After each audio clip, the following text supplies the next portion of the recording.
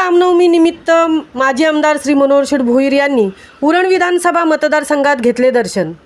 मर्यादा पुरुषोत्तम म्हणून ख्याती असलेले प्रभू श्री रामचंद्रांचा जन्मदिन म्हणजेच श्री रामनवमी निमित्त शिवसेना उद्धव बाळासाहेब ठाकरे पक्षाचे रायगड जिल्हा प्रमुख माजी आमदार श्री मनोहर शेठ भोईर व सौ मालती मनोहर भोईर यांनी उरण विधानसभा मतदारसंघात बुधवार दिनांक 17 एप्रिल 2024 रोजी दर्शन घेतले।